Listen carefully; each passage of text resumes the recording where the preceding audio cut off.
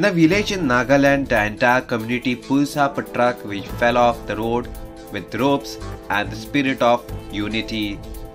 A viral video shows the man pulling several ropes attached to the vehicle, dragging it out slowly.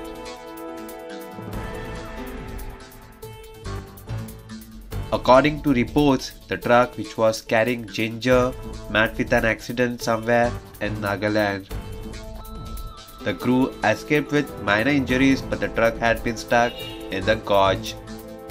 Since no machinery was available, locals took upon themselves to pull it out.